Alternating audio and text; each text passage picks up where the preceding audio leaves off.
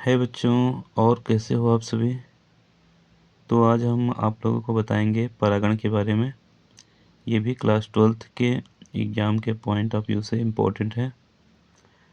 तो देखते हैं इसका सटीक परिभाषा क्या होगा, परागण किसे कहते हैं। तो ढेर सारा मैटर लिखना नहीं है इसमें, बस इतना ही लिखना है। पराग कणों का परागकोश से निकलकर मादा पुष्प के वर्तिकाग्र तक पहुँचने की घटना को परागण कहते हैं।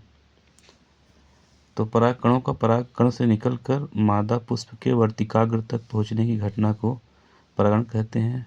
और परागण होने के पश्चात क्या होता है, परागण के पश्चात अंडाशय से फल का निर्माण होता है। पुंकेसर और दल गिर जाते हैं। बाह्य दल तो या गिर जाते हैं या फल में चिरलग्न रहते हैं। फल में चिरलग्न का मतलब फल के साथ लगे रहते हैं।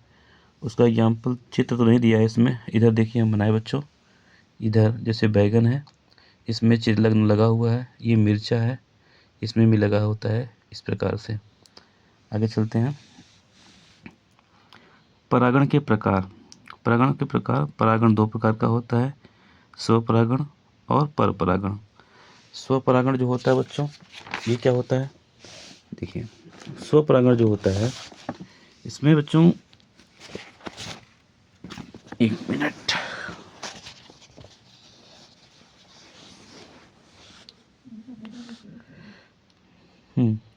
स्वपरागण में एक पुष्प के परागकण उसी पुष्प के अथवा उसी पौधे के किसी अन्य पुष्प के वर्तिकाग्र पर पहुंचते हैं। ऐसी घटना को स्वपरागण कहते हैं।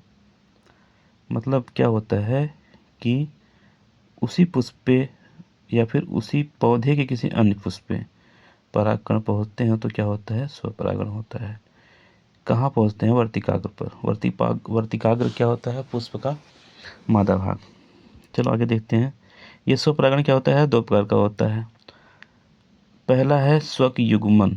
स्वक मतलब स्वयं, युग्मन मतलब युग्मक बनना। युग्मक कब बनता है, जोड़ा होता है जब उसमें नर मादा दोनों होते हैं। तो बच्चों देखते हैं क्या होता है। स्वक युग्मन को कहते हैं ऑटोगैमी। यह अवस्था या फिर वह अवस्था जिसमें एक द्विलिंगी पुष्प के परागकण उसी पुष्प के वर्तिकाग्र पर पहुँचते हैं, तो ऐसी दशा को हम लोग स्वक युग्मन कहते हैं। मतलब क्या बताया जा रहा है कि वह अवस्था जिसमें एक द्विलिंगी पुष्प के परागकण उसी पुष्प के वर्तिकाग्र पर पहुँचते हैं, तो इस दशा को हम लोग स्वक युग्मन कहते हैं। यह भी कई प्रकार का होता है। तो इसमें सबसे पहले है समकाल पक्वता। आप लोग अच्छी तरह से देख रहे हैं बच्चों, इसको बोलते हैं समकाल पक्वता। समकाल पक्वता होता क्या है, सम मतलब समान, काल माने समय, पक्वता मतलब परिपक्वन या परिपक्वता या मैच्योरिटी जिसे कहते हैं। तो इस प्रकार के परागकण में पुष्प का परागकोश तथा वर्तिकाग्र एक ही समय में परिपक्व होते हैं। कहने का मतलब नर भाग पुष्प का और मादा भाग दोनों एक ही समय में मैच्योर होते हैं। ऐसे कंडीशन को हम लोग क्या कहते हैं, समकाल पक्वता या होमोगैमी कहते हैं। जैसे गार्डेनिया एग्जाम्पल में है, सदाबहार, गुलाबास आदि।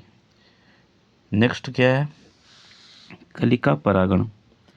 कलिका परागण क्या होता है, ये भी एक स्पेशल टाइप का परागण होता है बच्चों। इसमें इस प्रकार के पुष्पों में परागण पुष्प खिलने से पहले अर्थात कली अवस्था में ही हो जाता है। पुष्प खिलने से पहले ही जब वो बड स्टेज में रहता है, कली अवस्था में रहता है, तभी जो है परागण हो जाता है।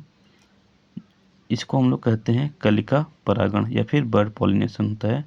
जैसे किस में होता है, अलसी में होता है, धान में, मटर में, टमाटर में, तंबाकू में, गेहूँ आदि में। इस प्रकार का परागण होता है कलिका परागण। एक थर्ड वन है, ये भी बहुत इंपॉर्टेंट है, कई बार पूछा गया है टिप्पणी के रूप में। क्लाइस्टोगैमी क्या होता है, इसका इंग्लिश और हिंदी दोनों एक ही शब्द दिया गया है, क्लाइस्टोगैमी। इस प्रकार के पुष्प कभी खिलते नहीं, अतः इसमें केवल स्वपरागण ही होता है। खिलते नहीं फिर भी क्या होता है, स्वपरागण होता है। एग्जाम्पल है कनकौआ, मूंगफली, पोर्टुलाका, खट्टी बूटी आदि। ये था स्वक युग्मन के 3 प्रकार, जो था समकाल पक्वता, कलिका परागण और क्लाइस्टोगैमी। इसका दूसरा टाइप था सजात पुष्पी परागण। यह क्या होता है? जब एक ही पौधे के पुष्प, चाहे एक लिंगी नर पुष्प हो जैसे मक्का, या द्विलिंगी पुष्प हो, इसके परागकण उसी पौधे के दूसरे पुष्प, मादा पुष्प या दूसरा द्विलिंगी पुष्प के वर्तिकाग्र पर पहुँचते हैं तो स्वपरागण की इस विशेष अवस्था को सजात पुष्पी परागण कहते हैं। ये था आपका स्वपरागण बच्चों।